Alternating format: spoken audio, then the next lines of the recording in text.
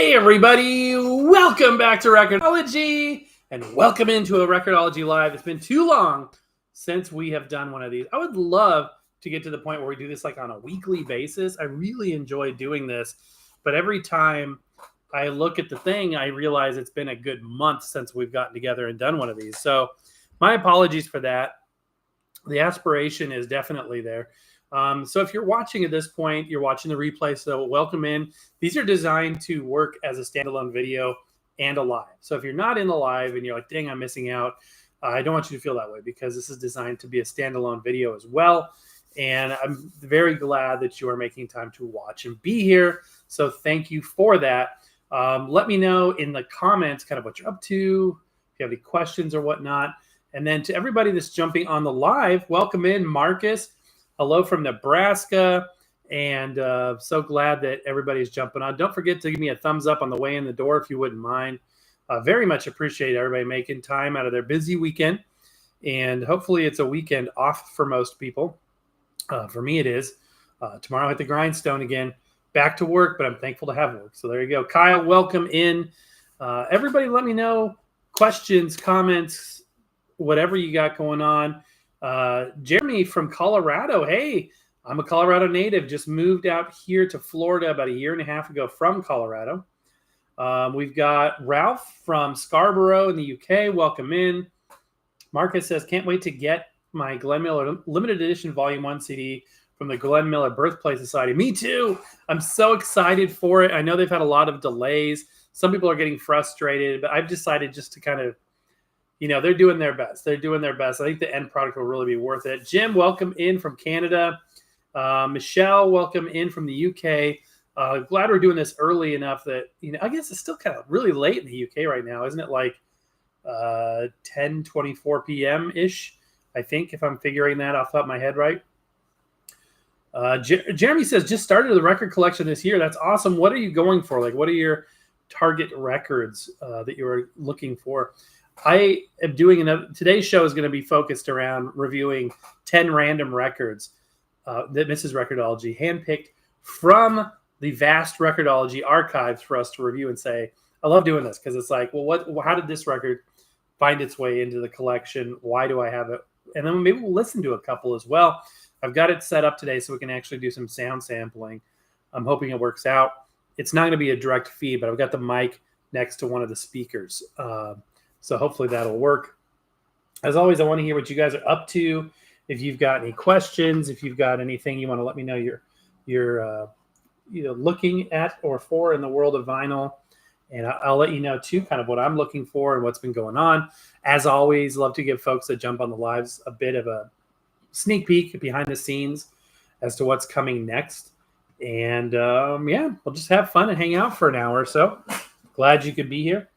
And if, hey, if it's just, everybody's having so much fun that we don't even realize that time is passing as fast as it is, maybe we'll stay on for longer than an hour. I don't know. We'll have to see. Sometimes I'll blink and it's been an hour and a half. I'm like, what? I'm just getting started. So feel free to jump into the chat. Any questions you got? If I, for whatever reason, miss a question, my apologies, and just ask it again if it starts scrolling, and I start falling behind, which I usually do. Jim says, first LP-tape-CD you bought. So my first LPs were all hand-me-downs. This is up a little too high.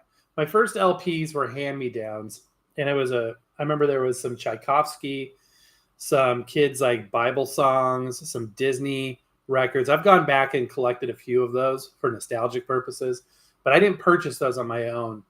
I remember cassette tape that I really had to have, Michael Jackson's Bad. And I wore it out, had to buy another one. And I was a kid. I just loved that music. Same thing with, what was it? It was the Cocktail soundtrack because it had Kokomo on it. New Kids on the Block. Those were some of the first tapes I ever bought, or music for that matter, on any format. It just happened to be in the tape era. First CD I ever bought was a Run DMC Greatest Hits. I think it was like 92 Christmas. I want to say the Christmas of 91. I think it was Christmas of 91, actually. I was going to say 92 or 91. I think it was 91 Christmas. I got my first CD player. It was a Sony boombox, which I still have. It's not the exact same one. I have one of the same kind I had. And I got 2 CDs with it. I got Stephen Curtis Chapman, and I got a what was the other one? Oh yeah, Garth Brooks. And then with my money, I got some Christmas money. I went out and bought my first CD. It was a major deal. It was I purchased the Run DMC Greatest Hits. Mr. Londell's Groovy Movie says, greetings and felicitations, hip hop hooray, tally ho. On the topic of hip hop hooray, we do have some hip hop music making its way into the top 10 records that we're reviewing today. Steven says, made it from hot Arkansas, and it's a heat wave across the country, from what I understand. It's always hot down. It's actually 84 here in Orlando. I was trying to think of our nickname. I'm so used to saying the Mile High City of Denver, but I think, what are we? To see, Denver was the Mile High City and the Queen City, and I've asked this question to you guys before, and you've told me, and I've forgotten already. But there's a something city. What in the heck is the Orlando? It should be the hot city because it's always really, really warm. Guess a lot of 80s and some other stuff and some electronic music. Very cool. So you're collecting for like nostalgic purposes, or, you know, what's driving your collection impulse? I'm always curious to hear what people are interested in. Kyle says, I just bought the RCA Victor Polka Party, the Travern Polka Band. Interesting. Got a little polka in the collection. Larry, thank you for moderating. And as you can see, Larry is sporting some nifty little icons because Larry is a moderator and a member of our Inner Circle, which is our membership program, $1 a month. And you could be on the Inner Circle. Is it called? Yeah, Inner Circle. I was trying to think. Last time it was called the Vinyl Nation. We've regrouped, made it more affordable. And we offer little sneak peeks and some exclusive content here and there. And mostly just a huge thank you and high five for supporting the channel. And I'm really thankful for everybody just being here. Malik says, hello from India, brother. Hello to you as well. Thank you for joining. I very, very much appreciate it. I know the timing is it's probably very early in the morning for you, if I'm figuring that correctly. Kyle says, got a python snake skin cowboy boots. Wow, Kyle, that's amazing. Jeremy says, my mom and dad gave me a few records but did not have a record player until this last year. What did you get? What record player did you end up getting? Craig in Ohio, USA. So I like that. Very descriptive username. I still need the original 70s Josie and the Pussycats album on Capitol. I have the Rhino handmade CD reissue. It's great, but I want to possess that original vinyl album. I know the feeling. I hope you find it. Second Chance Junkyard. Did I miss anything? We just got started a few minutes ago, so not much. Jim says, mine was Kiss Destroyer, K-Tel, Hit Machine. That's awesome. Kyle says, I went to the Tennessee for a week, went to the Titanic Museum, went to Dollywood, got to ride the big Ferris wheel. I've been through Pigeon Forge, and that's when I got appendicitis. So we didn't get to do anything. We turned around and came back here and had surgery. So not as much fun as you had. I have, however, been to the sister park, Silver Dollar City in Branson. And Branson also has a Titanic museum that's nearly identical to the one in Pigeon Forge. I mean, it's an amazing experience if you're into Titanic history. So that's cool. You got to do that. And the big Ferris wheel. We did do the Ferris wheel, though. We did. And we actually took our dog Kiki on that Ferris wheel in Pigeon Forge.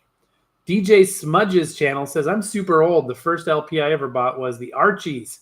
Everything Archies. It had sugar on it. That's cool. No, I love that stuff. And no, you're not old because I've got, I got a very interesting record. And if anybody can hear me that might be able to procure said interesting record and maybe bring it closer to me that might be in a curio cabinet, that would be awesome because I'd love to share it with everybody here. But no, I've got stuff from 1800s, so you're not old. Jim says, cousin bought me White Album, Xmas, Christmas, 1980, a Beatles LP. That's a cool one. I don't have that on vinyl. I've got the CD only of that. I was actually just thinking today that I need to start getting some vinyl copies of my CD only Beatles albums. City Beautiful, Marcus. Thank you. City Beautiful. I would say that is accurate. Craig in Ohio says, those Archie albums are great. I actually have an Archie record, but it's like the comic Archie, which is really cool. Larry says, your first 45 and LP you bought. Mine were Beatles 45 and I Am the Walrus. Just listened to that today, actually. And then Beatles 65 was the LP. Okay, first 45 and LP that I bought. So again, my first records were all hand-me-downs. My dad was a DJ, and he gave me a stack of 45s that they played at the radio station. I still have some of those. Oh gosh, but that I purchased 45 that I purchased. I have not bought a lot of 45s. Gosh, what was the first 45 I bought? I think, and this is all, I don't think I purchased a record until right before I started this channel. And the channel was started in 2017. I got back into vinyl, it would have been November of 2015. So I have not been in this long, except for what I had as a kid, hand-me-down wise, my little Fisher-Price player.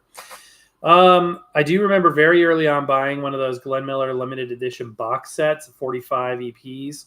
So that might have been the first 45. And the first LP that I purchased was Wizard of Oz soundtrack.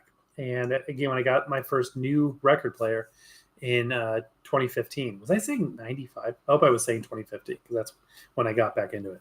2015, I got the record player, the little Vibe record player for my birthday. And then I got a little bit of money to go out and get a record. I ended up going to Barnes & Noble and I got the Wizard of Oz soundtrack, which was scratched right out of the sleeve because he used a really harsh paper sleeve. Started learning it early on. Absolutely. Support local record stores, says Jim. Absolutely. And speaking of that, here in Orlando, there was one of my favorite record shows today, and I did not go. Didn't end up going this time. Been a few times in the past. Will be again in the future, but not today. You know, there's nothing on vinyl right now that I have to have. Like, I'm not super driven to acquire any new records right now.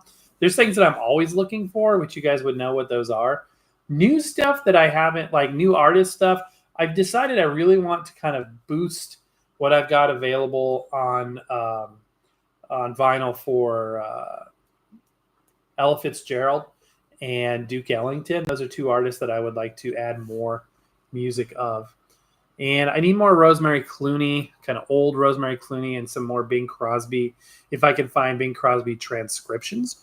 Actually been enjoying this set a lot this week. This is a wonderful set that I picked up. This is a Reader's Digest box. And again, these Reader's Digest, you know, they almost all look the same, you know, but in terms of the dimensions and the way they're laid out. But don't sleep on these thinking that they're junk, because they all come in poly sleeves or poly lined sleeves. I've upgraded the ones in here though a little bit, and they're all good RCA pressings. And I've been enjoying that. This is kind of like, even though it's like the greatest hits, 96 of his greatest hits on like 9 records or something, I don't think there's anything past, let's see, they're separated by year. 42, 43, 44, 45. So nothing newer than 1945. And obviously there was some great Bing Crosby music 15, 20 years after that. So I would like to get more Bing as well.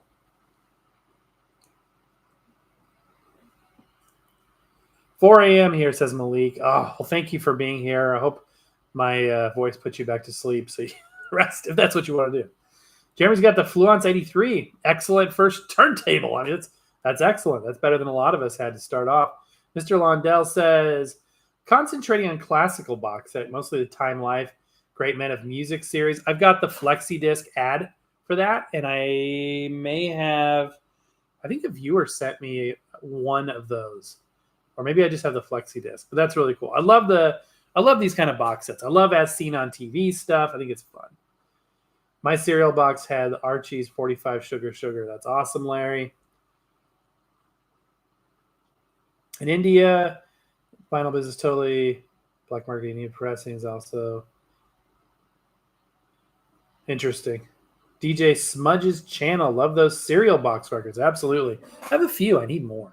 I don't need any, but you know what I mean. Jim says, first turntable was a BSR, later 80s era Technics or Techniques Thrift now Fluence RT81 Elite. Fluence line are fantastic. I feel like the Fluence really competes with the U-turn.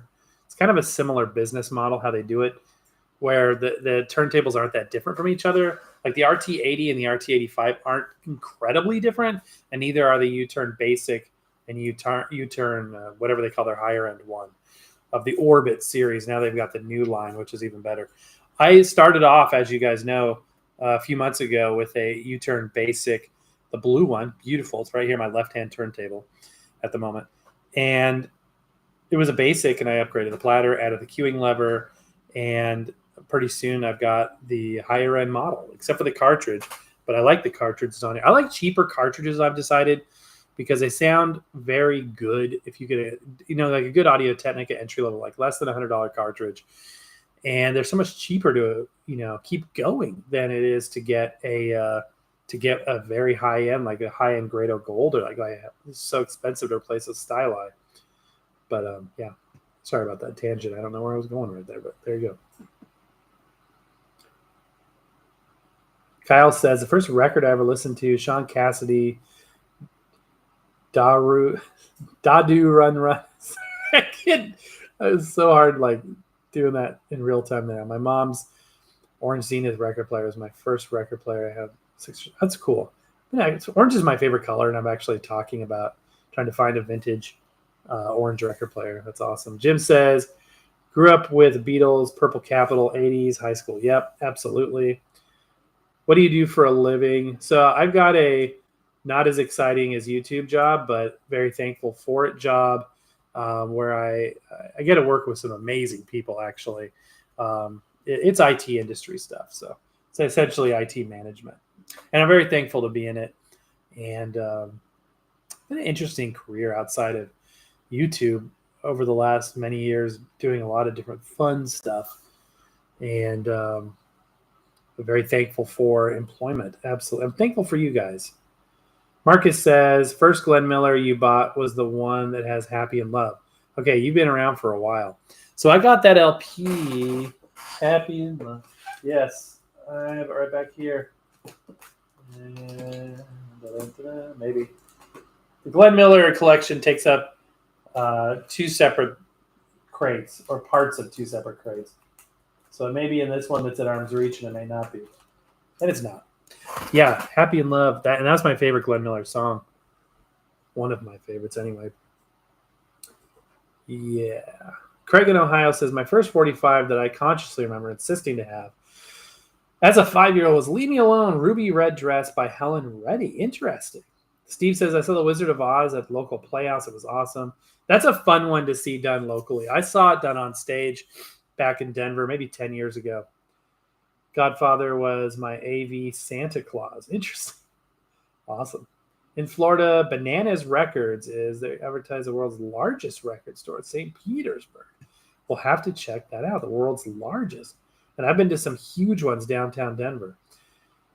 Intending to play Ella on Memorex? On a Memorex? Did she do ads for Memorex? I feel like this is a joke that I'm not picking up. Intending to play Ella on a Memorex. I don't know. We'll have to see. Taspins, welcome in. Larry says Bing Crosby with the Andrews Sisters did a lot of songs. I love those. Absolutely love them. Steven, my first album I didn't pay for, but I got to pick out. It was 6-year-old. Gale Storm, Dark Moon, 1962. Craig says the Reader's Digest album, CDs, absolute hidden gems. Agreed. I went to a record shop on Broadway back in Denver, and they had in their basement, must have 300 Reader's Digest. Might have been every one ever made, all over the floor, leaning up like 10 deep in front of every crate. It was like a Reader's Digest box set, hoard of all hoards. Exactly. What brand of small speakers do you recommend, says Jim? So my favorite powered speakers, the ones that I use, of all the ones I've reviewed, the best sounding ones, by far, a very clear winner is Fluence. What are these? Fluence AI41s. Fluence AI41s, which are a 5-inch driver. You think it'd be a 4-inch because of AI41, but they are a 5-inch driver. They've got carbon fiber cone for the main driver, and then a neodyme silk tweeter. It's like a 1.5 inch silk tweeter, and then a sub output. I'm using a Victrola, so it's made by somebody else, subwoofer. I don't know the specs on it, but it works for my purposes. I usually don't listen with the sub. I usually get plenty of bass out of these speakers. But sometimes I want a little bit of thump, so I'll turn it on very low. These like a walnut grain. They have no grill. I wish they had a grill because in my old age, I've decided I like speaker grills. So these don't have that. That being said, the build quality is fantastic. They sound so good. They sound so good. Plenty of bass, plenty of rich mid and low end. But what really sets them apart from so many others is the high end. The high end is so crisp, and it just makes the presence is just incredible. So I think they're 90 watts totals, like 45 times 2, and they're active speakers. Are amplified, so I don't need a receiver or anything.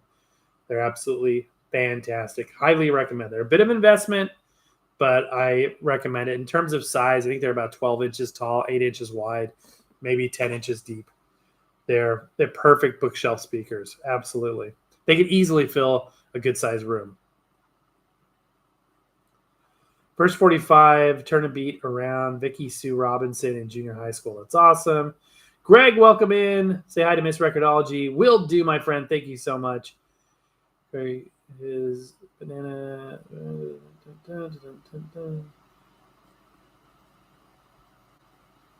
Legendary Mr. Record-ology. I love your content. Ben from the UK. Ben, thank you for being there. Legendary. I don't know about that. Lucky, blessed, but not that legendary. If I feel like I was legendary, it wouldn't be for a good reason. Oh, he's legendary. Did you hear about him? He likes Crosley's. No, really? He's actually on YouTube not hating on Crosley.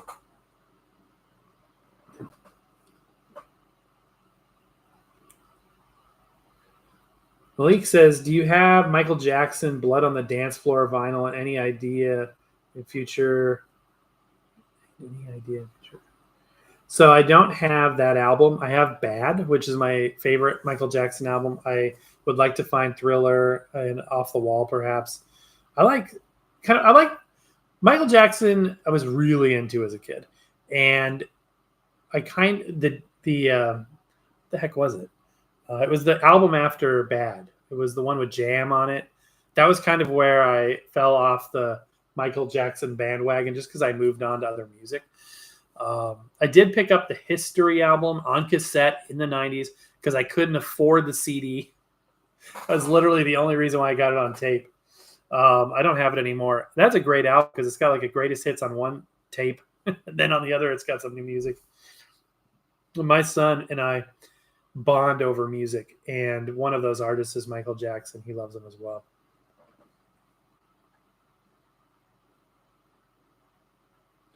Taspin says the Prague Orchestra vinyl with Lord of the Rings is so bad, hoping someone else will make a new one so you can get a copy. Interesting. So it's just a bad pressing?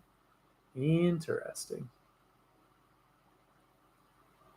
And I'm far behind on comments. We'll get caught up, and then I got a stack of 10 records here, handpicked by Mrs. Record-ology for us to discuss.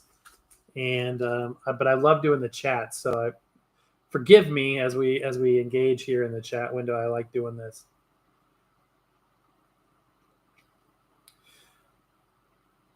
So unpeeled albums there. That's awesome. That's a good way to look at it.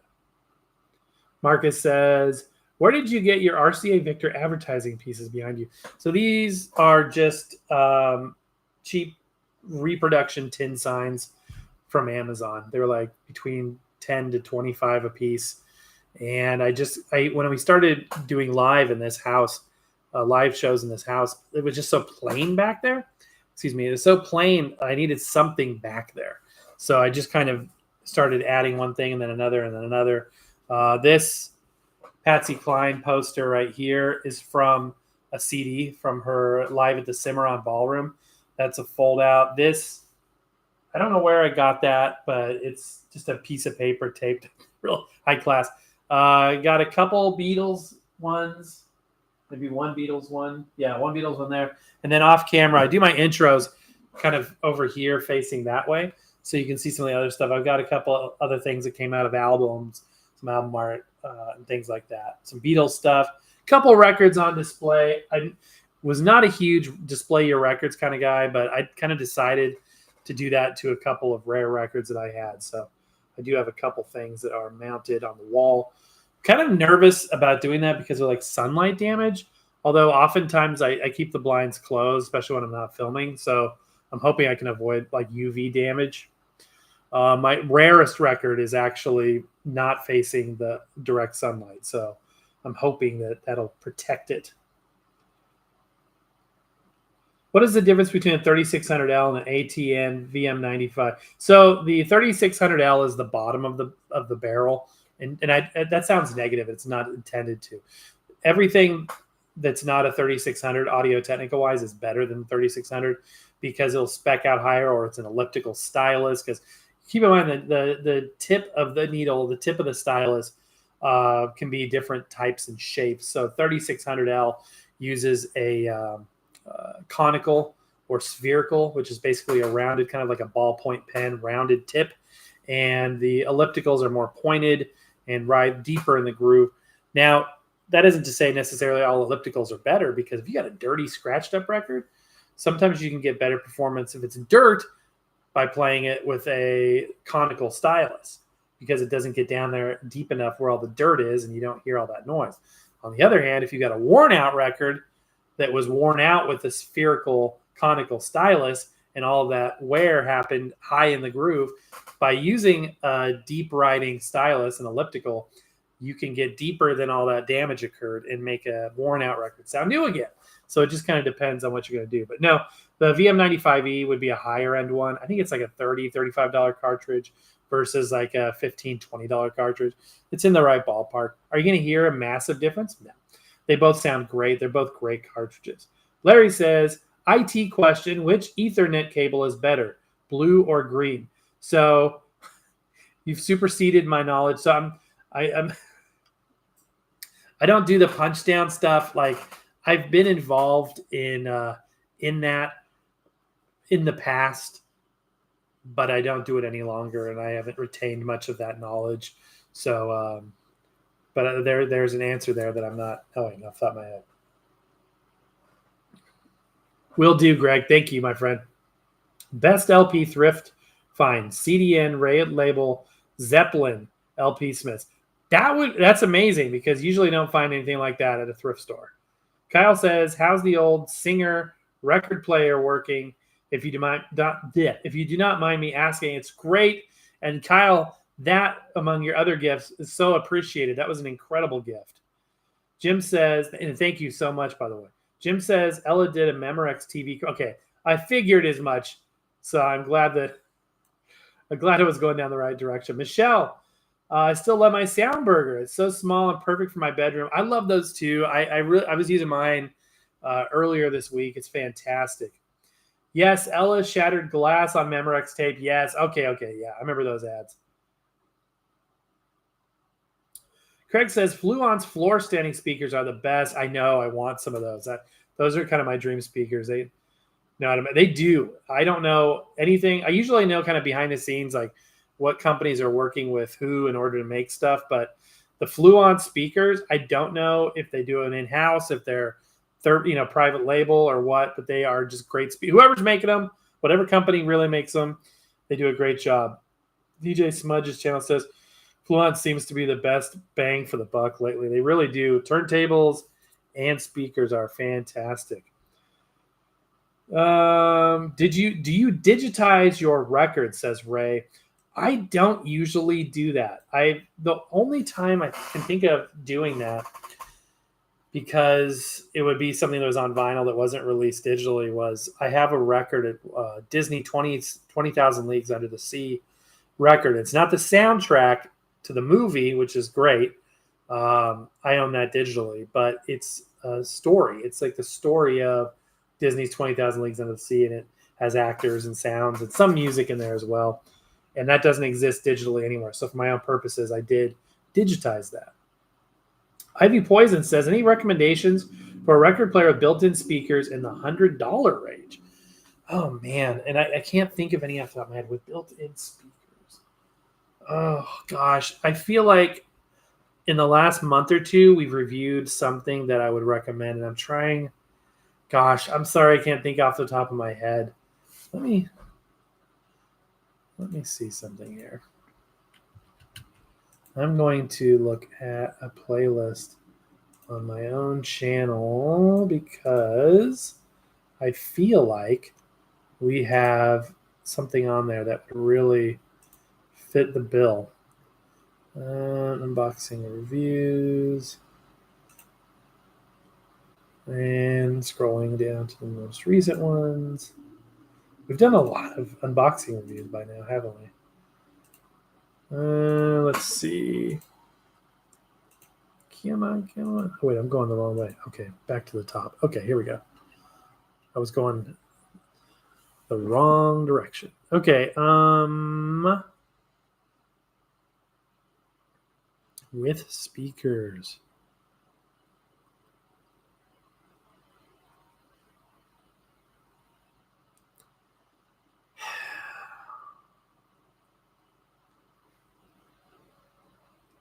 $100. How much was this FET kit one? That was a good unit.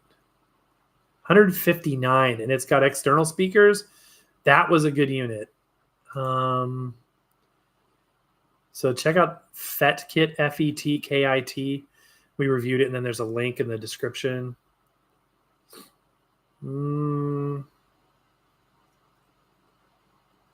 FET kit. Dang. I apologize. I don't have any other ones off the top of my head, but there are some that are, if not 100, they're close. It's really hard to get something with built-in speakers at the $100 price point. It really is. You almost be better getting like a bargain on a vintage unit, like a Technics, 80s era Technics in the $40 range, and then using the $60 to get some powered speakers. That would probably be my recommendation there. Except you would need a preamp because the vintage turntables won't have one built in. And to make sure the speakers are amplified, they'd have to be powered speakers.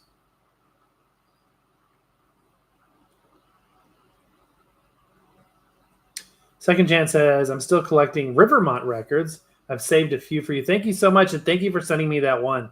It's really cool. I was just thinking about that the other day. Fluence A41 pair, $250 on Amazon. Thank you, Larry.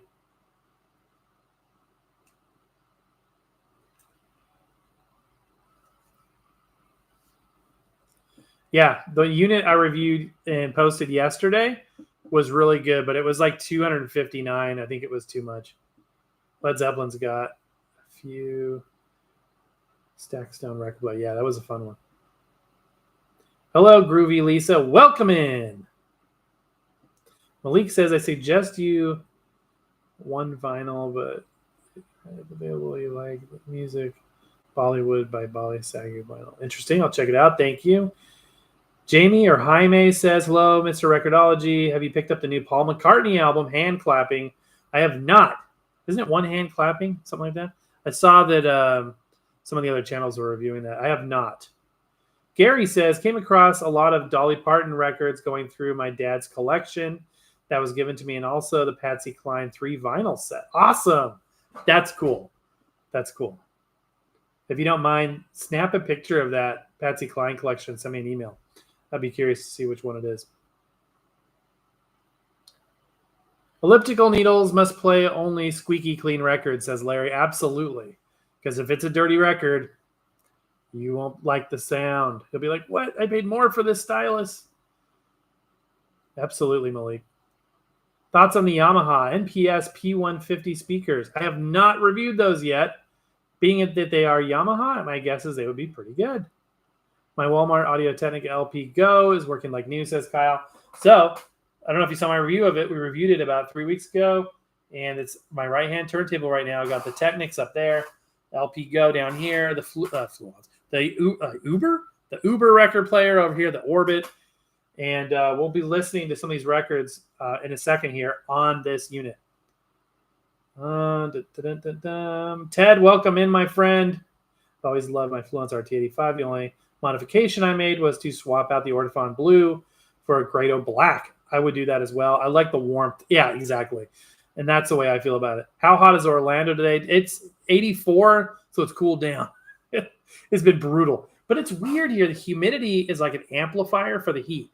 You can go out on a low humidity day, relative low humidity, and 95 can feel hot, but not stupid hot. Whereas 80 on a high humidity day can feel miserable. So it's very strange. Still getting used to that, but it's warm. It's always warm. Sometimes though, it just feels so good. You go out there like, praise God, I am in the right place at the right time. That's how I feel on most days. Kyle says, thank you for suggesting the Audio Technic. It's been a good player. I'm glad to hear that. Someone else sent you that Rivermont record. Oh, okay. Whoever did, thank you for it. Frisco from Bakersfield, California. Welcome in, my friend.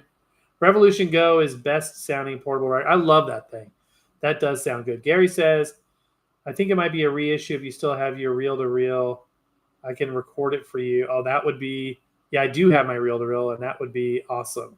That would be great. Steve says it hit 100 yesterday and 97 today. It was brutal at the baseball game. I bet it was. Oh, I love the fact that the Tampa Bay Rays have a covered stadium. I had never been to a baseball game in a covered stadium until we went last year to see them, and it was cool, literally and figuratively. Just did a reissue of Metallica. That's cool. Not too bad here in Colorado. I know. There are times when I miss the milder weather. All right, my friends. I am going to take my eyes off the chat. You can keep chatting. I'll try to get caught up on that again in a minute. But I want to go through top 10. No, not top 10. Just 10 random records from my collection from various categories. Because as I've said before, my vinyl collection is set up in bins like a record shop. And I've got a sign on the wall. And I've made it look like a record shop to a degree. Because I like that flipping experience. I don't have them on a shelf. I try to keep them out of boxes. I try to keep them off the floor, although that's getting harder and harder to do. I just like to flip records like I do in a store because I love shopping for records. And then I've got them categorized not by artist, but by genre. There are a couple of my favorite artists like Patsy Cline, Elvis, Glenn Miller, Peggy Lee. I've got a Jackie Gleason section that have their own sections because I have so many records from that one artist that it makes more sense than having it by genre. But mostly I've got genre. I've got Beatles as well as their own section. Pop and rock, orchestra music, big band music, Christmas music, pop vocal music. I've got kids records. I've got jazz, opera, miscellaneous, and I don't know what else is around the corner. I can't quite see it. So we just kind of went around, and Mrs. Record-ology picked out 10 random records. So I thought I would say what they are, show it to you, and maybe even listen to a couple on the LP Go. First record we're going to look at here is this. And I love the story of part of the fun of records is how did you come to own it? Where did you find it? And why do you own it? So this is Mickey Mouse, Mickey and the Beanstalk, Walt Disney's on Disneyland record. This is a 1963 issue. I only know that because it says so on the bottom. And this was part of a lot that the missus purchased for me because that same lot had a record that I was trying to hunt down when the Country Bear Jamboree went offline. They closed that attraction here at Walt Disney World.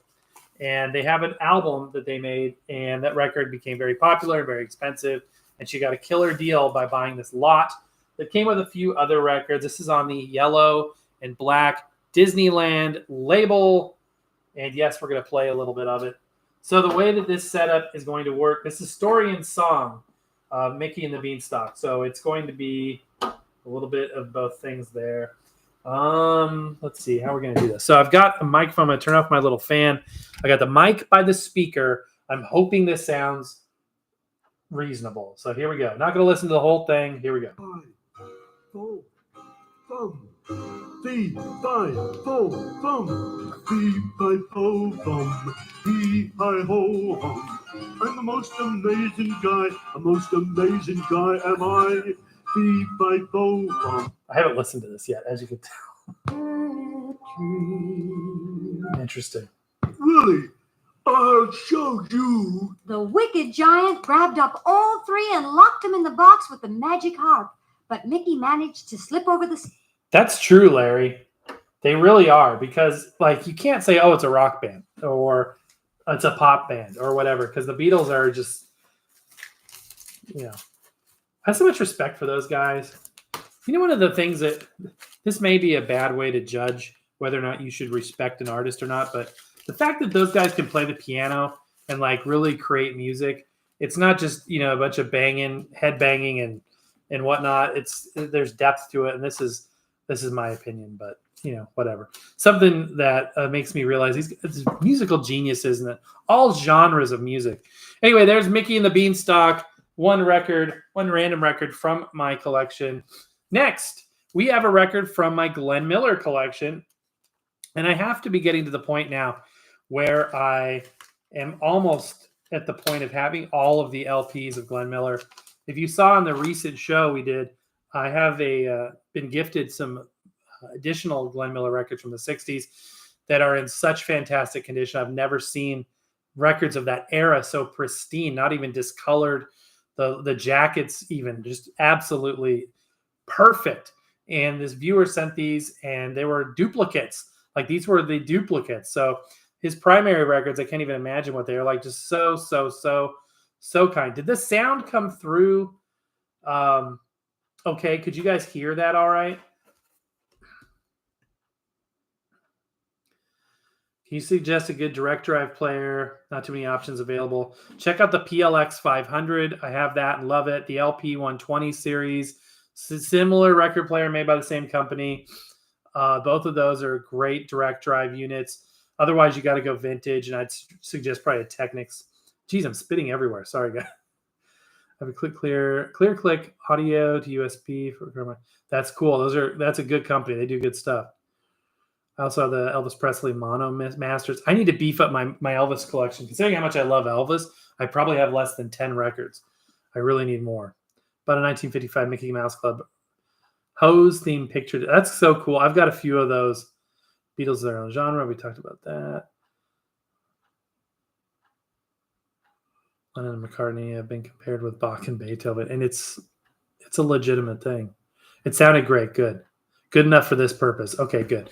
Next record, Glenn Miller collection here. This is something new. The Glenn Miller Orchestra under the direction of Buddy DeFranco. So this is going to be like late 60s, early 70s, if I remember right. Era Glenn Miller, where they were trying to modernize the band a bit.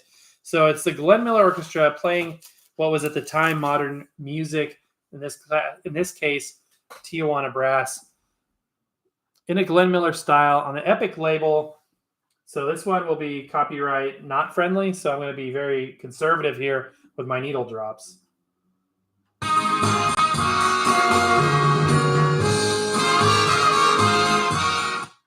Very conservative.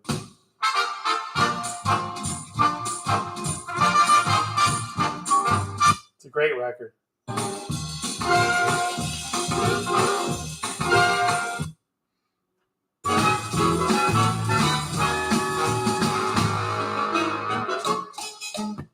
You have a lot of Elvis on reel-to-reel? Those have to be rare.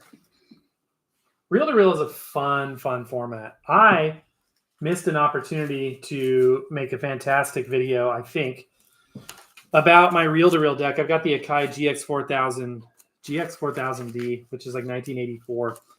And I started having a problem a couple of years back with it where the left channel input, RCA input, had a short. So I just kind of dealt with it by wiggling the cable when I would use it, and I got by. Well, it got to the point where I couldn't pass a signal through it. So I was going to make a video about a month ago, had it opened up, was filming it, and I thought it was just a dry solder joint. And that's the end of this one, by the way, guys. So Glenn Miller, Something New album, highly recommended if you're a Glenn Miller fan. Anyway, and I couldn't fix it easily. I was soldering, I was desoldering, I was cleaning things, I was doing everything I could, and I could not fix the problem. Gave up, left it in there for a couple of days, came back without the camera because I gave up on the show at that point because I don't want to make a show where I can't fix something unless it's just some other good story to tell. That would be anticlimactic video. Anyway, so I come back to it the next day and I fixed it. And I was like, oh man, but I wasn't rolling camera. So anyway, it's working now, except I do have a channel bias problem where it's kind of stronger on one side. Anyway, that's a form. I may need to invest in another deck at some point. This thing is such a beautiful machine. I hope it lasts. It is absolutely factory new on the inside. The condition is so good, so clean. But anyway, it probably needs somebody that knows what they're doing to make sure that the conductivity on that input is okay. I could use the DIN input. I haven't ordered a DIN adapter in order to do that, but the RCA input had a problem and I kind of sort of fixed it. That being said, I've got a healthy collection of reel-to-reel tape, especially blanks. I had a killer pickup a couple of years ago at a flea market, and I got a whole case full for like next to like $20 for like 40 or 50 tapes. And then I've got pre-recorded tapes, probably 20 of them, I would say, including a Patsy Cline I picked up. Those are rare and hard to find as well. All of that to say that. Yeah, Elvis Quad Records. Yes, the Hawaii Live from Hawaii. I've got 2 copies of that. That's a good album. Classic Polka. That's cool, man. Can't get to the... Some people can't. I listen to a little bit of everything.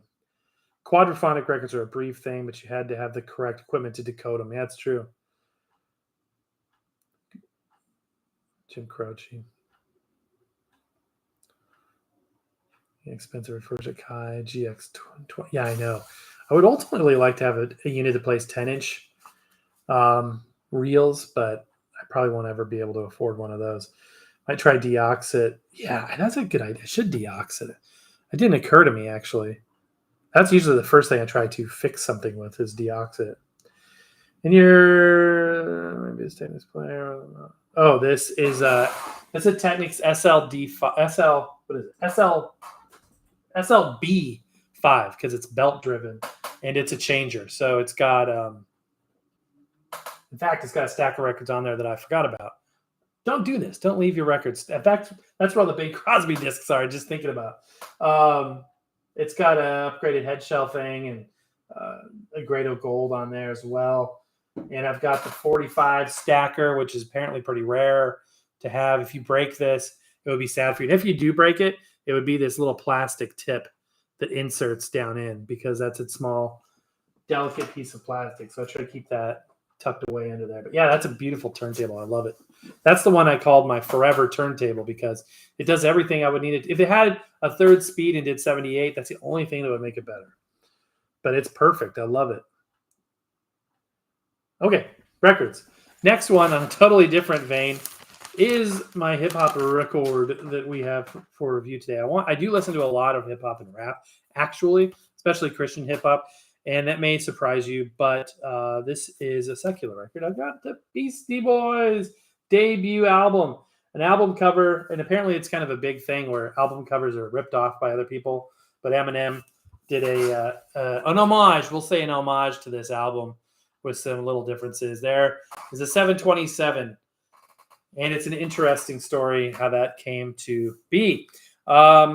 This is a crude album. Like, it's very cool, by the way. The music is very cool from an artistic standpoint. Some of what they're saying is beyond chauvinistic, and it's a little hard to listen to.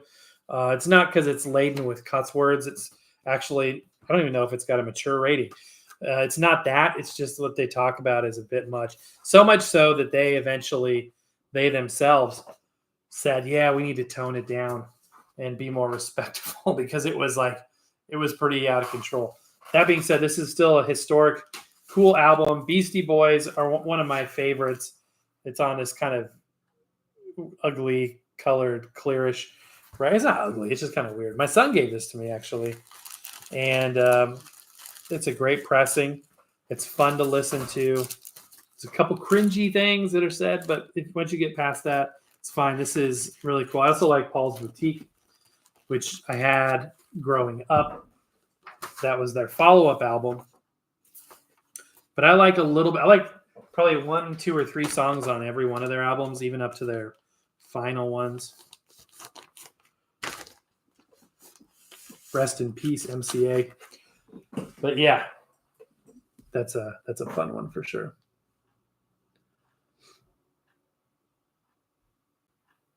Steve says, I just do not like hip hop or rap at all. With that being said, I will admit there I have listened to a bit of the Beastie Boys over the years.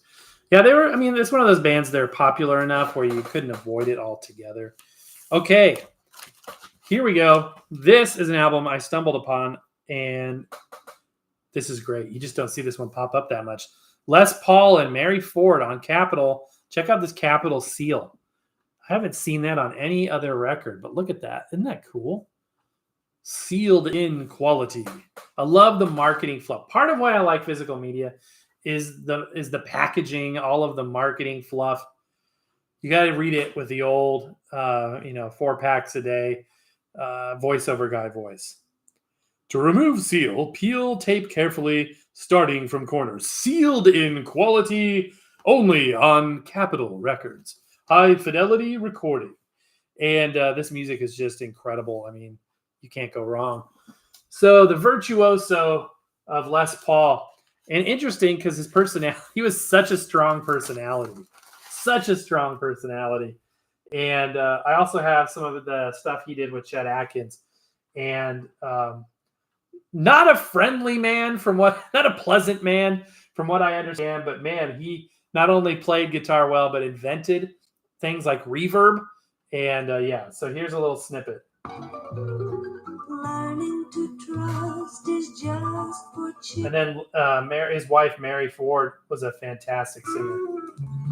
You like that 50s vocal sound?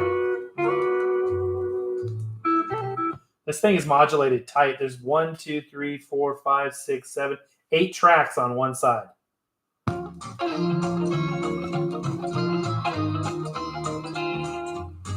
Just a virtuoso. That you told to me. It's good stuff.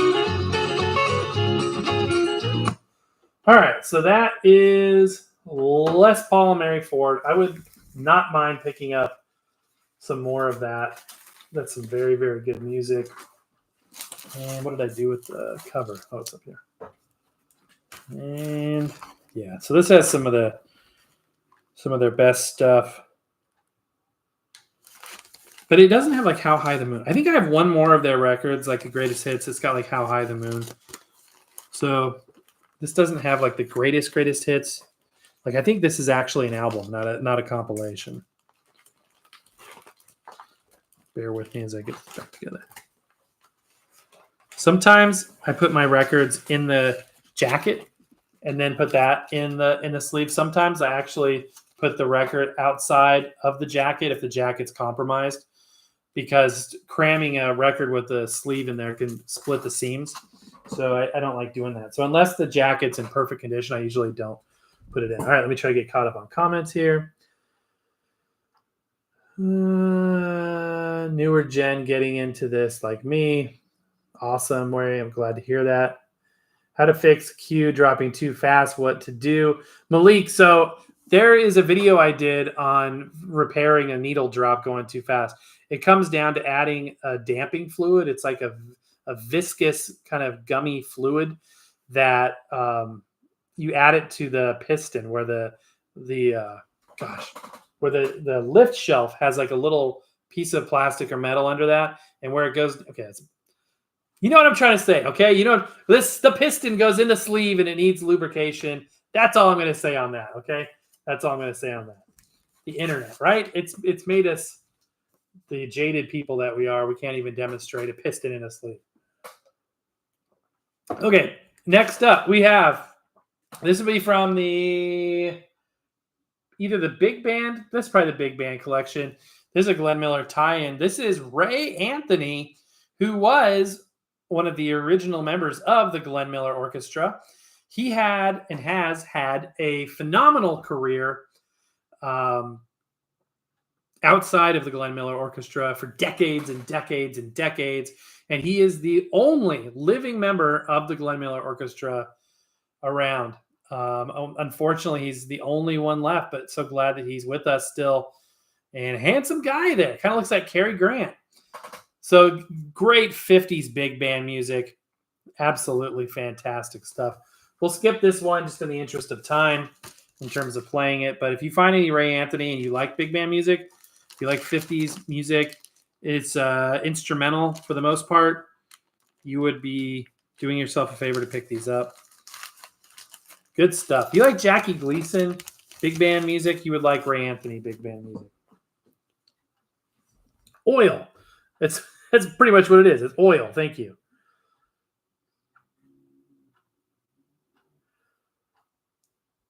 Spider Boy Game says Amazon has those Fluence AI41s paired with the RT80 for $439. That is a great deal. Picking and grinning. The legendary Les Paul.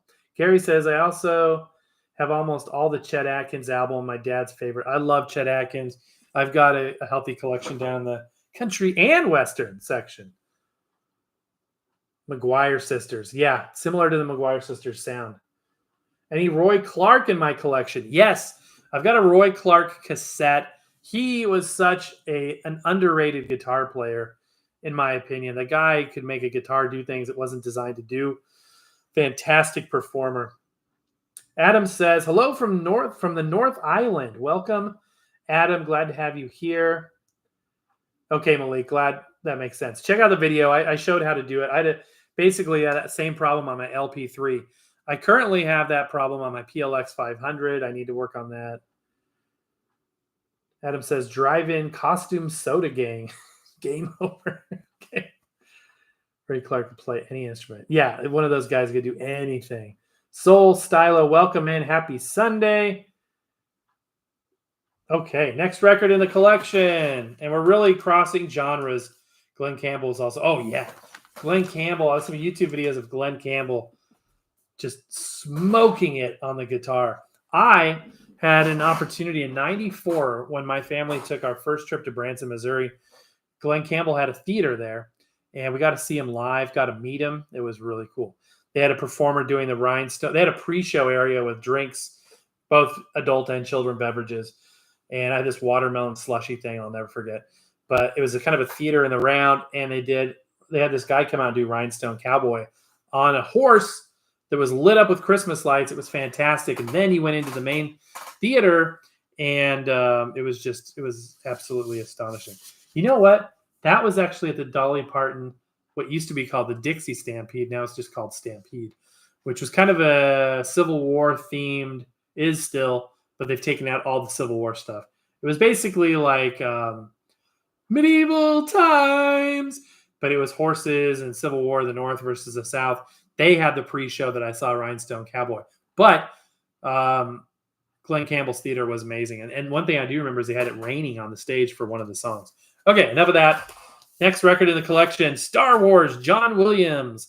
The Star Wars trilogy. John Williams is incapable of making bad music. And just went to see something at the Performing Arts Center in Orlando. And they did some John Williams music, and it was so good. It was just hearing that stuff in person with a live orchestra is like nothing else.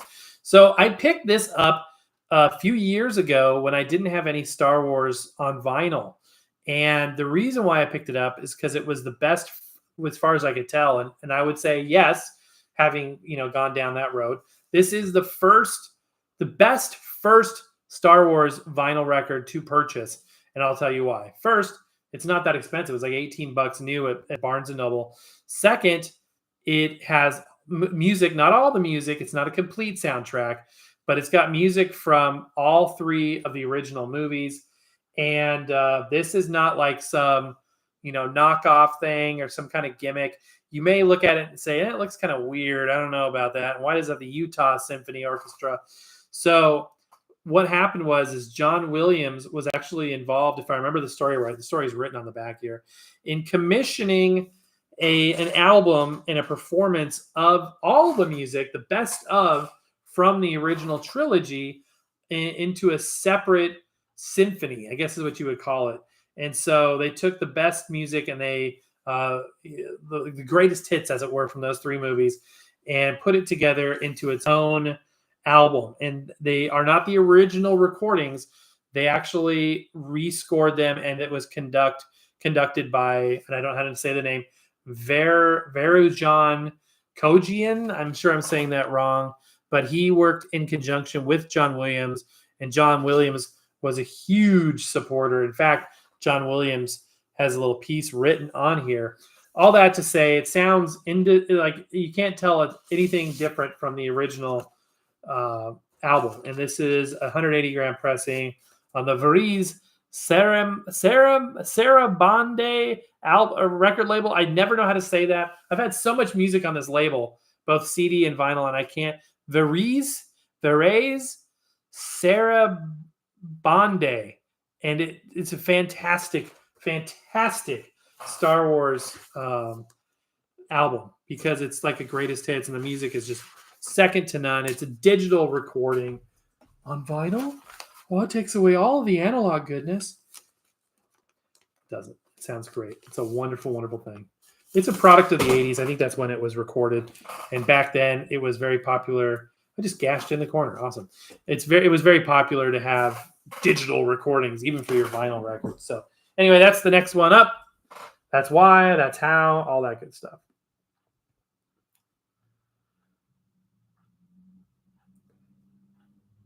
And Ray, you know what? Glenn actually crossed over, not just country. A lot of these guys, like Chet Atkins especially, would get pigeonholed into being a certain genre, whereas he picked everything from Beatles music to classical music, all with that incredible finger style guitar playing. Just absolutely incredible. So don't say, oh, it's just country and leave it at that. Look out there and you'll see that these guys did a lot more music than you may think. Marty, welcome in. Any George Jones records from Marty in Dublin? Marty, welcome in, my friend. George Jones, maybe in a compilation. I don't think I have any dedicated George Jones music, but I know and appreciate his music very much. So I definitely think he's great.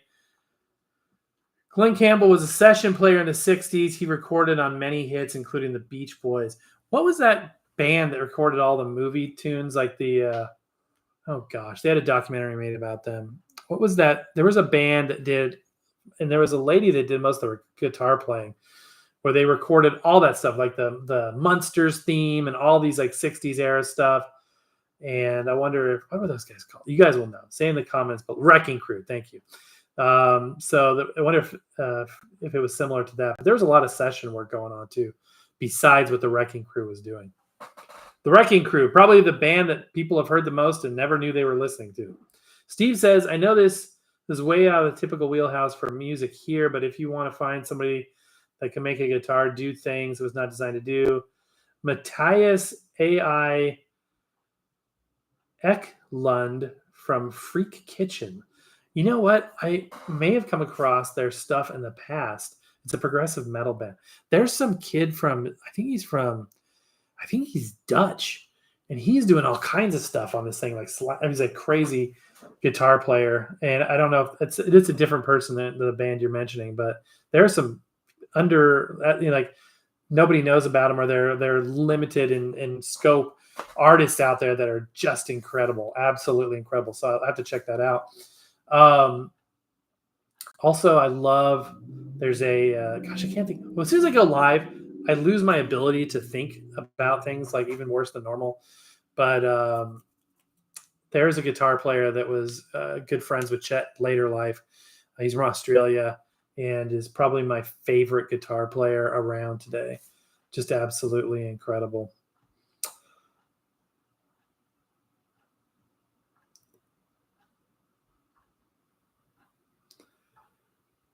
Mecco did a Star Wars album. I had that, Gary. Yes, I had that. Oh my gosh, with a disco influence. I had that. I love it. I would love to find that again. I had that record and wore it out. Man, I love that. That was cool. Yeah, Mr. Lundell had that album. That's cool. The Star Wars one we're looking at. Yeah, he did tour with them. That's true. Thank you, Greg, my friend. I appreciate it. Yes, Empire Strikes Back by Mecco. That's a great one as well. Yeah, that's a good one, Steve. If you don't have it, even if you do have like the other soundtracks on vinyl, I would get it.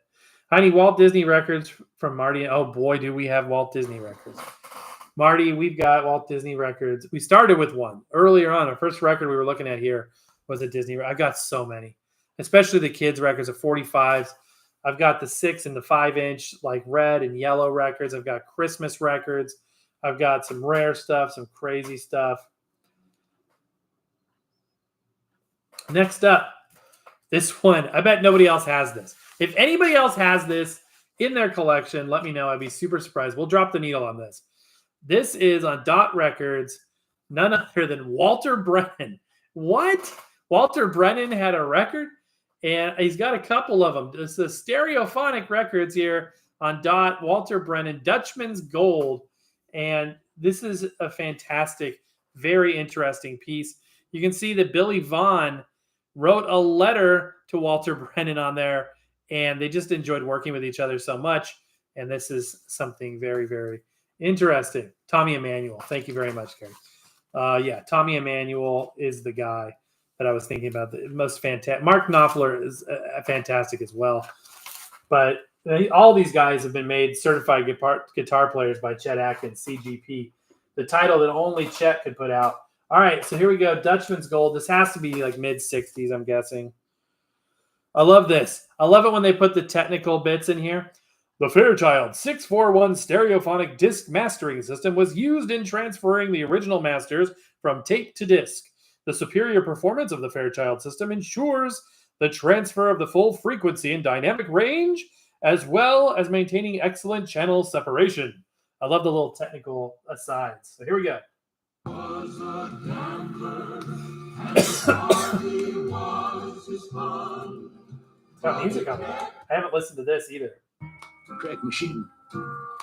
Just one darn thing after another. Love that voice.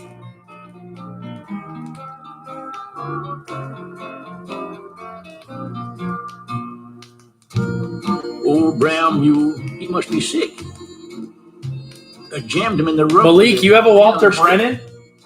That's awesome. Respect. Aimlessly in this valley, seeking answers to the many questions that race through my fevered mind. You know what? The thing that kind of introduced me to Walter Brennan is a movie called The Far Country with Jimmy Stewart, and he was like Jimmy Stewart had this formula going, especially with some of his Anthony Mann directed movies, where he would always have an old man as a sidekick. It was kind of goofy and relied on Jimmy Stewart's hardened nature, because Jimmy Stewart was the old. In this era, he was famous for being the kind of cruel and hardened guy. And you may be saying Jimmy Stewart was the cruel guy. It was kind of the persona in his westerns that he built up, and that was no mistake. That wasn't an accident that they did that. Anyway, Walter Brennan was that foil, that kind of sidekick character in the movie The Far Country. A fantastic western. If you love westerns, it's right up there with probably my favorite, which is Bend of the River, which follows the same format. But anyway, yeah, there's old Walter Brennan, and I'm very impressed anybody else on the earth has that record or a record with him. Yeah, I'll check that record out. Let's see, who said that? Malik. Okay, will do. Thank you for that. Yep, Larry mentioned our TikTok channel. We do play a lot more records over there. They're a little more lax on copyright. Rob Zombie. There's a performer. You know, as a kid, you don't realize that a lot of the stuff that you see is an act. It's like you think like Snoop Dogg. You're like, that's how Snoop Dogg is 24/7.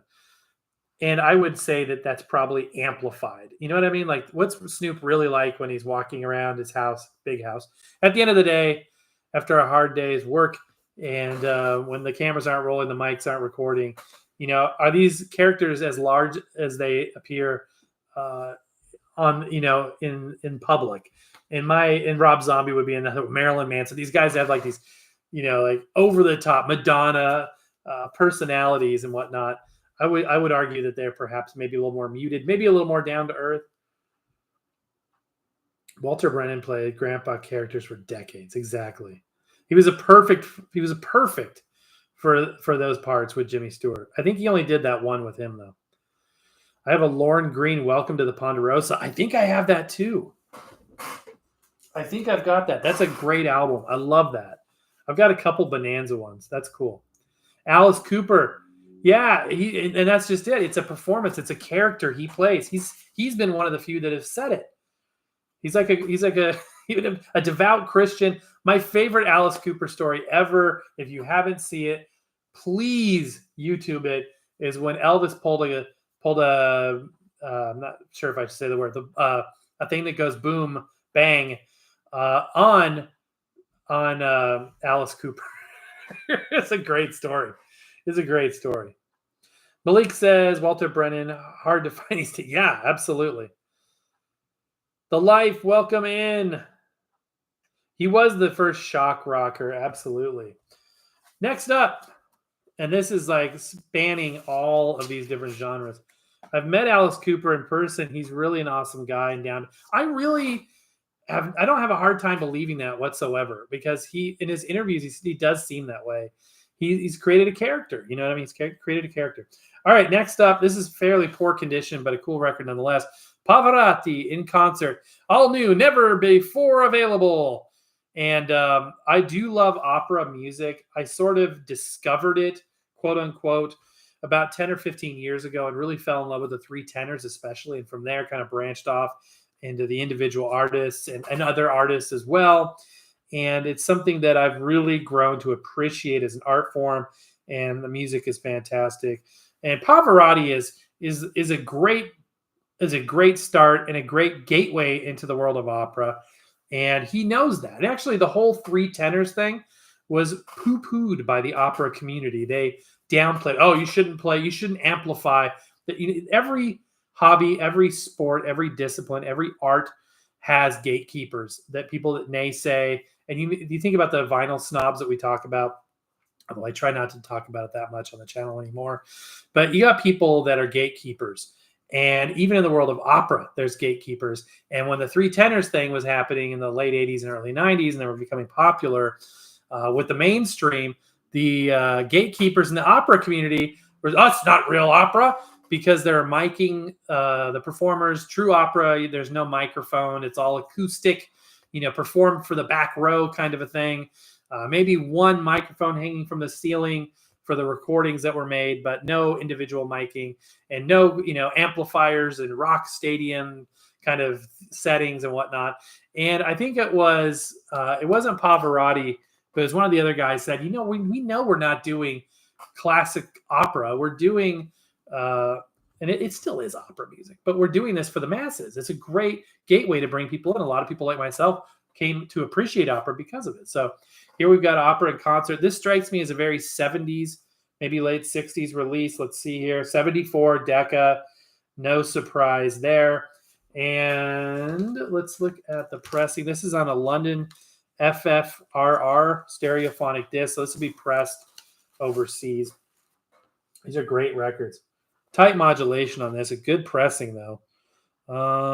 Yeah. The full frequency range records. And there you go. Pretty cool. And let's see. We won't drop the needle on that. We'll keep going. So my opera collection is bigger than my Elvis collection. I need to fix that. I need to get, not that I want to have less opera. I want to have more Elvis. But I've got a great three tenors record. It's my favorite concert that they did that was recorded. Was their second one in Los Angeles at Dodger Stadium. This has a staple in the corner of it. And it's pressed on blue vinyl. It was an exclusive. I think it was an exclusive through Barnes & Noble. All right, we got a couple more to go.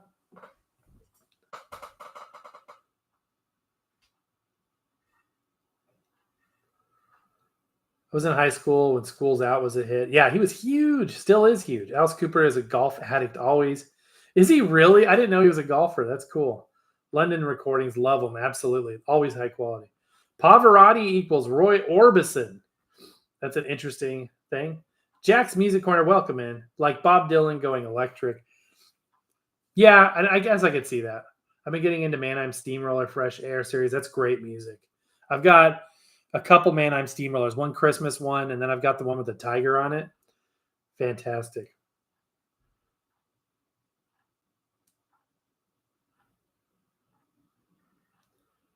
Orbison was operatic in his vocals. I never thought of that. Fantastic voice. Huh. Traveling Wilburys. Listen now. Malik says, I have only one old player, Akai APO 6006 direct drive. Saving the wildlife, says Gary. Yep. Next up, you know you've seen him. You probably haven't picked him up, but nonetheless, you will know of Mitch Miller.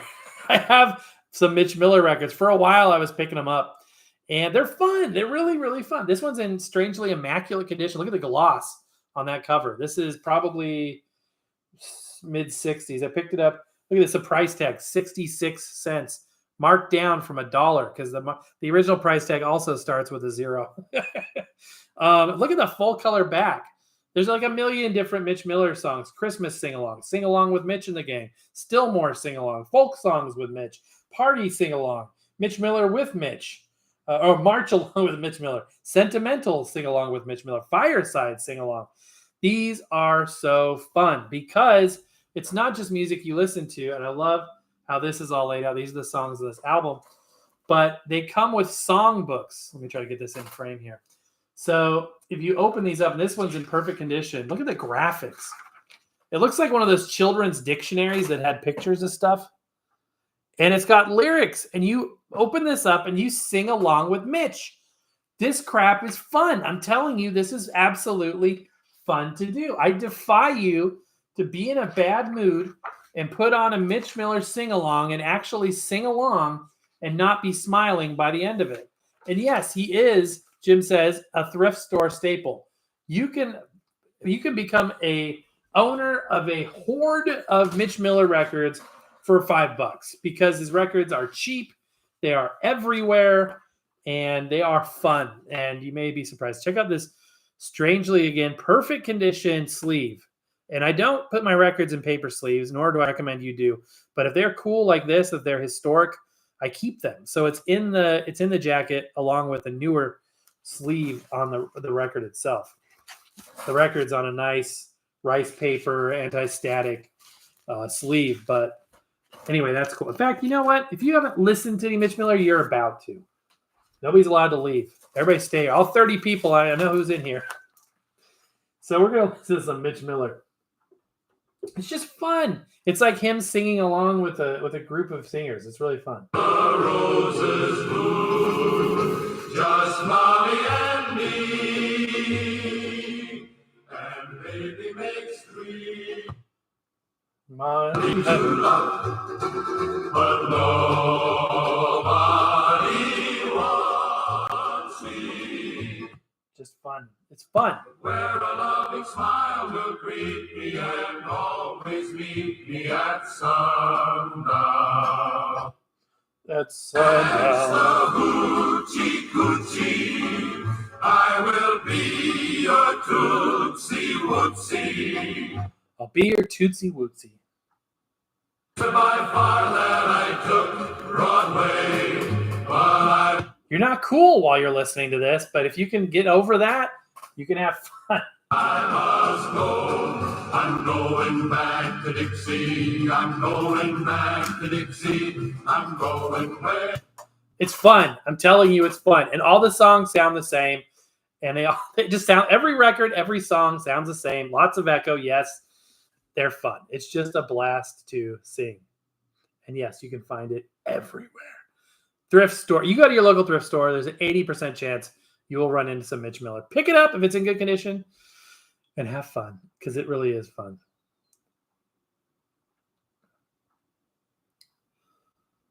Fresh Air 4 in my collection. I have to get the others. I need more Mannheim. I really do. Fresh Air 3. Sing Along with Mitch. I remember listening to that as a kid years ago. Yeah, absolutely. Easy to like. Great music. I agree. Absolutely. Eclectic taste in music. I know. We got win from Beastie Boys to Pavarotti to Mitch Miller. Also, if you do collect kids' records, as do I, and you have some early golden, little golden records, which I have a million of, and I won't be able to find any right now, of course. Come on.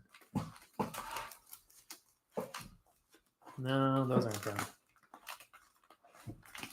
Okay, I have a stack. Here we go. Right off the top, I've got a stack of kids' records here. And if you find a little golden record, such as this, this is a little, I think it's a 6-inch disc. Sing a Smiling Song. And you look down at the bottom on every one but this one, you'll often see Mitch Miller. Because Mitch Miller, before he became A&R for Columbia, here's another one, was the backup for most of these records. There we go. I don't know if you'll be able to see it. Mitch Miller and Orchestra.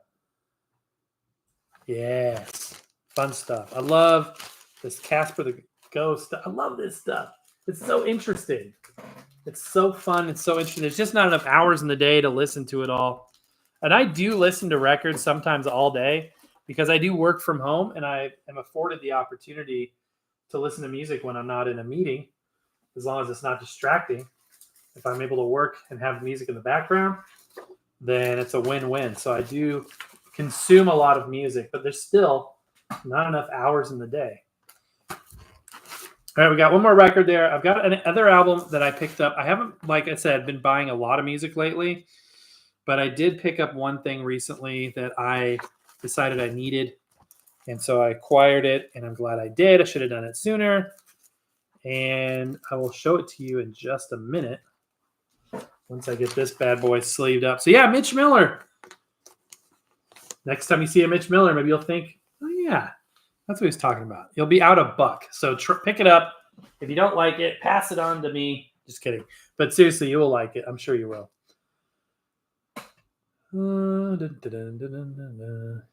Oh, were they big on TV? Were they coming up on the next album of Mitch Miller's sing-along? Call now. Operators are standing by. I didn't know that. That's cool. How do you maintain your old records looking excellent in condition? It just depends. So I have a lot of records that are in really bad condition. It's not that all my records are in great condition. I have many that are in good condition. I also do my fair share of damage to records because I need to really slow down a lot of times. And I've definitely scratched records. I've dropped records. I've broken records. So the biggest thing is not damaging them further. And it's something I try to practice on the daily. But really, it's about when you acquire them. Are they in good condition to begin with? I will say this. I keep all my records sleeved. I was excited when I finally bought sleeves for the first time and felt like I wasn't, grinding the artwork off my records every time I slid it in and out of the crate. And then putting good inner sleeves and outer sleeves on is important. Like I said, if your jacket is split and you may not want to put the records in there in the sleeve anymore, maybe put it next to it and put the whole thing in a outer sleeve to protect it. And then cleaning your records. I do a wet clean once when I purchase the record. And thanks for the emojis down there. I appreciate it. I do a wet clean on the spin clean. Or if it's an older, like a 78, I'll hand clean it with a non-alcohol cleaner. And then before every play, I dust it off with this. So keeping stuff out of the grooves as much as possible is not only going to make it sound better, but it's going to make the record last longer. So protection on the records is a thing to consider. Jim says he's hoping to find a Red Zeppelin 2. See, if you find Zeppelin at a thrift store, you need to tell me what thrift store it is. It's awesome. Let me get caught up here on comments. You're logged in on the attendance record. We know you're here, lurkers. Everybody that's here, I'm just glad you're here. I am in Florida, Malik. Mitch Miller reminds me of Lawrence Welk. Yes, if you like one, you'll like the other. Orlando, Florida, absolutely. Mr. Londell says, Captain Kangaroo played a lot of Mitch Miller way back when. Oh, really? I remember old Captain Kangaroo. Yes, early morning CBS. Whatever happened to Mitch Miller? Mitch Miller is an interesting. There was a lot of people that had some bitter things to say about it. Apparently, Mitch was. I've heard this. I'm not saying this is fact. I'm repeating what I was told. But I heard that Mitch Miller was repressing rock and roll music from coming out on Columbia because remember he was A&R for Columbia, and so I think that as that inevitably became unsustainable and rock music was just becoming mainstream more and more, that kind of fade. He was an old music kind of guy. You know what I mean? He, as you could tell by the music he played. So I'm not sure if that led to his demise in terms of professional demise, but I'm not sure what exactly happened to him. Music in the background helps to relax as you work. It does, Jim. I'm a big I can't have dead silence. Even the fan, having some white. In fact, I'm going to turn it back on. Having some white noise does a busy mind well. Absolutely. Steve says, I played plenty of Captain Kangaroo when I was a kid. Fun times indeed. I've run into a few Captain Kangaroo records, too. Marcus says he died in 2010 at age 99. That's amazing, Marcus. Thanks for looking that up. Mitch Miller was an executive at Columbia. Yep. His birthday's coming out in July. 4th of July, really. Anti-static cloth, running tap water, room dry, repeat and play. Jim's got his recommended method for cleaning. You are the real cheap audio man. That guy, I have to hand it to him. His channel exploded. He started, I think, in 2020 and very quickly surpassed me. And I have to hand it to him. He found a formula that works. He found an audience, and it's hard to do. And I have to hand it to him. But yeah, we're the cheapest of cheap audio over here. We're a bargain bin over here. That's the way it's always been designed. And I love it when people can't wrap their brain around it. Why are you reviewing this crap? You should be, showing me the Technics 1200s. And it's just not the channel wasn't designed to do that. It was always designed to be entry level. People have a hard time wrapping their brain around that, but it's the way the show was, and always will be.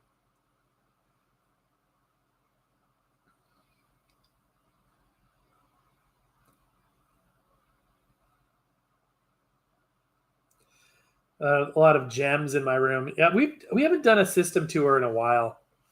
Might have to do that again. Lawrence Welk, wonderful. Wonderful, wonderful. A one and a two. I got great stories of Lawrence Welk. My dad told me that growing up, they had a living room in their basement, and they would, and there was a fireplace down there. Like, there's one of the houses that had a fireplace with a lower floor and an upper floor fireplace and a TV down there. And he says he remembers it was a Saturday nights that Lawrence Welk was on, or was it Sunday nights? And they would order a pizza, and his mom would sit so close to the fire trying to stay warm in the cold Colorado basement that she would almost be in the fire, and they would watch Lawrence Welk. And I do have Lawrence Welk music. I have a good amount of it. I love it. I love that stuff. You know what I mean? Jim says Sally Ann Goodwill here in Canada used LP fines. I'm thinking of moving to Sarasota. Is that a good idea? We were thinking about Sarasota. Where are you coming from? We were thinking about that at one point too. We considered we took a tour a few years ago where we drove around. We looked at everything from Daytona Beach to North Miami area over to the Gulf Coast, Sarasota, and a couple other towns over there, Tampa, and settled on Orlando because it's really a good launching pad for the rest of Florida.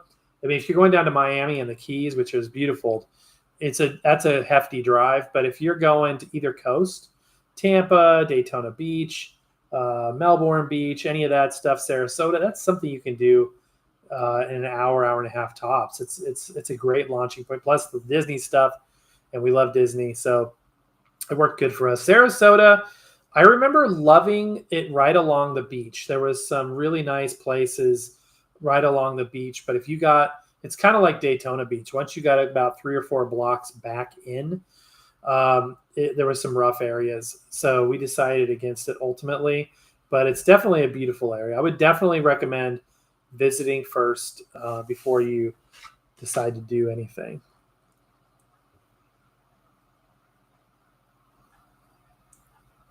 Mitch Miller saw the winds of change. Indeed, he did. Old Radios, welcome in. Old Radios is frustrated. Why? Mark Covington, welcome in. How are you doing? I'm doing wonderful. The weather is beautiful as always. Absolutely. Jim says, Robin Williams stand up. Do you like Fisher-Price music? Is that a routine that Robin Williams did? That's funny. You're not cheap audio, man. You just love the music. Absolutely, I do. Absolutely. Adam says, my info.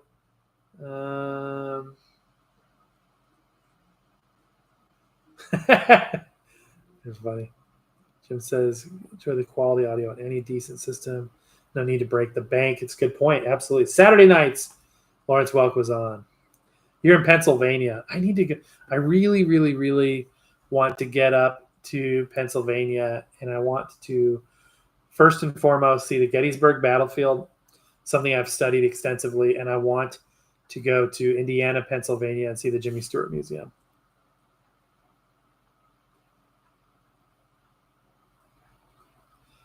I told you I got the 1899 Edison home phonograph. And your messages are coming in out of sequence, and it will be gone by then. What happened? I'm missing a message in the middle. Cheap is quality too. Absolutely. 50s TV. Robin Williams joke about toddler asking out babysitter. Oh, that's funny. I think I might have heard that. All right, one final record in our 10 random records review here is Sunrise Serenade, Glenn Miller and his orchestra. This is an RCA Camden release. Camden was the value label of RCA. Most times Camden didn't have the RCA branding on there as well. This one does. If you watched our recent video on fake stereo, this is a fake stereo record. And look at this damage up here in the corner. Look at that. Isn't that weird? It looks like it's been cut out, but in a machined way or punched out. And then there's like this like framing piece of heavier cardstock. Nope. That's art. That's printed on there. How funny. It looks so realistic. I thought that was, is it all in all the corners? It's not. It's only in these corners. What is that supposed to be? What is this supposed to be? That's artwork. I thought that was like the paper was stripped off. Anyway, this is an interesting album. If I remember right, this is Salata Foods custom. Maybe not. But this is a compilation album, fake stereo. This is very strange that this is on. What the heck? Hold on a second. Yeah. Oh, this is weird. Yes, I remember this. I haven't thought about this in a while. Okay. So remember how we said it's actually show it. RCA and Camden. Camden being the value label of RCA. And then what do I see when I look at the label? Pickwick. What the heck? Pickwick, Camden, and RCA all on one label. I bet you've never seen that before. Drop the needle in a couple places here. Usually Pickwick records like value records as well, but you wouldn't think them having anything to do with RCA or Camden. There's a lot you're liable to be missing. Not the highest quality record.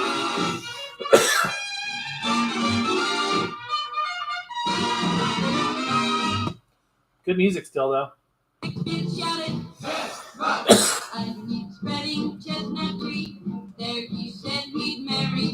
can hear that fake stereo effect on that one.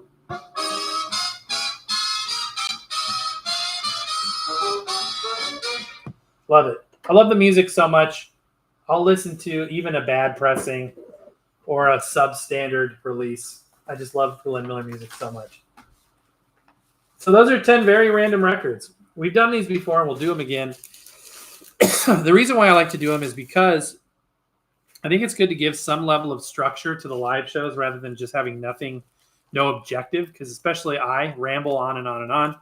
And at least this kind of keeps me on track to talk about something.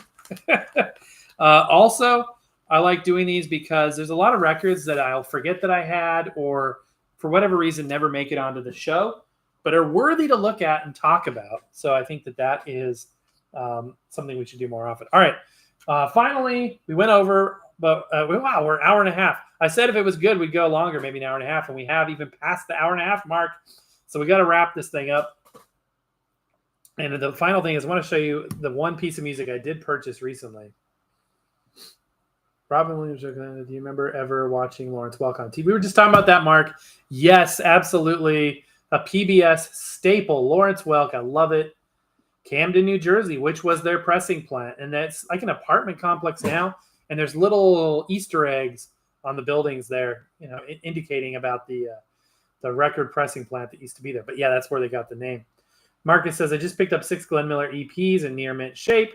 That's awesome, Marcus. You might need to shoot me an email with pictures. I'd love to see that. Jim says, Capital EMI, budget label music for pleasure. Oh, that's so that's the Pickwick. I thought Pickwick was all like as seen on TV, super cheapo, K-Tel kind of stuff. They play fabulous. Interesting. Like the second earliest model Victrola.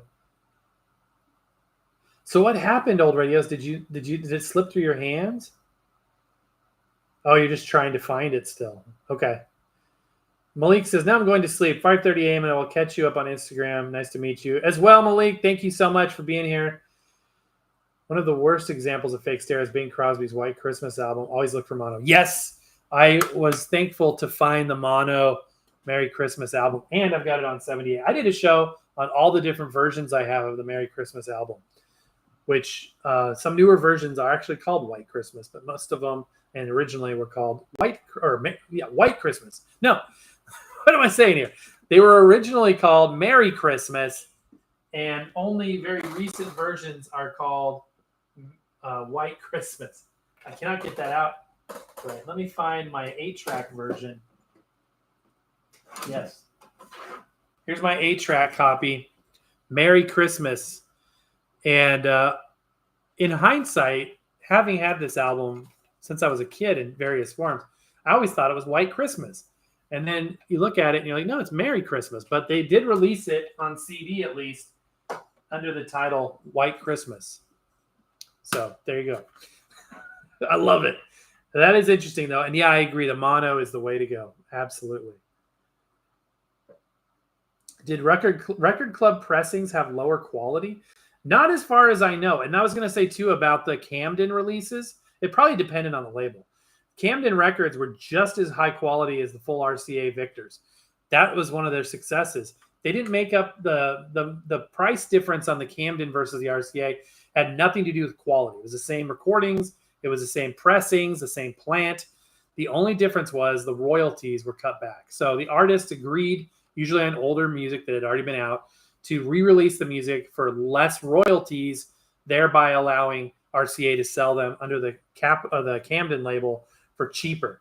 So that's why they were so great. So yeah, you see a good album on Camden, pick it up. It's going to be just as good as Victor. Absolutely. Early Capitol Records, Beatles are fake mushy stereo. Yep. Some people have told me, Larry, when I did that fake stereo video recently, that they preferred the fake stereo and some Capitol Beatles. In the USA, is our audio cassettes still being manufactured on a very limited basis? Like there's one factory producing them. Very, very little.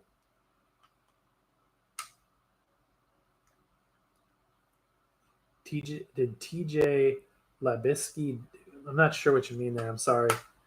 Dave Dexter, US Capitol LP. Got the 78 set. Conan's on there. White Christmas, another thrift store staple. Yeah, you can pick one up. Keep your eyes peeled. You'll see it. Sorry for the mid-rolls, guys.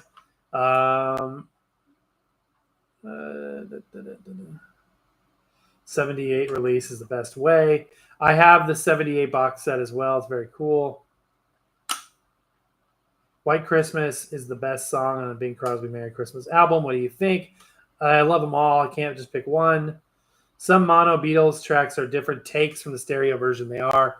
And sometimes there's like half of this take, half of that take. Okay, so what music did I buy this week? What artist did I had not had any of this artist's music, and I needed to acquire it, and I did so. That artist is Etta James. I picked up the best of Etta James, one of these 20th century masters on compact disc. And if you haven't heard Etta James music, then I would recommend starting with her rendition of At Last. It has to be the definitive version. And I love the Glenn Miller version, but it doesn't hold a candle to the Etta James version. So yeah, I picked this up for cheap on eBay. And I think I paid like $4 with free shipping. And it's only got 11 songs. One thing I don't like about these 20th Century Masters discs is that they're very limited in scope. They're one disc and they have like 10 or 11 songs. It has 11 songs. I would probably be a big enough fan of her music to acquire a bit more sizable collection. And I may do that in the future, but this has some very good stuff. Her early music was fantastic. So anyway, that's the new acquisition. And it's now in the mix of the massive, ongoing, ever-evolving, always playing Record-ology playlist. So let me get wrapped up here and bid you a fond farewell, my friends, for now. Andrew Sisters, Jingle Bells, good stuff, absolutely. The Life and Sad Ending, farewell, goodbye. Keep the record spinning, my friend, I will. To each and every one of you, thank you for being here today. Thank you for watching the videos. If you haven't seen our latest, go ahead and check it out. It's a really cool record player. I was very pleasantly surprised with that. And I always promise to give you guys a heads up on what's coming up. We've got some interesting things to review in the next week or so. We're going to be doing an internet radio. We're going to be doing a little portable radio. And those are pretty unique devices. So be looking forward to that. As always, we've got more turntables and things in the works. We're partnering and working with a few different companies on some things that are coming to the market, coming out. And we're always on the lookout for new and exciting things as well. Whenever you guys send gifts to the channel, we will get those on the show as well. At the end of our last video, we had two very, very kind pieces of viewer mail that you'll want to make sure and check out. Some very generous gifts. And just want to thank you guys for being there. So it is now 8:03 p.m. here in, I forgot the nickname again, Orlando. And I've got to do some things to get ready for the week. So I want to say thank you to everybody. If you missed the beginning of the show, we'll post it. You can go back and start over again in a few minutes. It'll be posted here. Thank you for being there. Happy record hunting, and we will see you next time.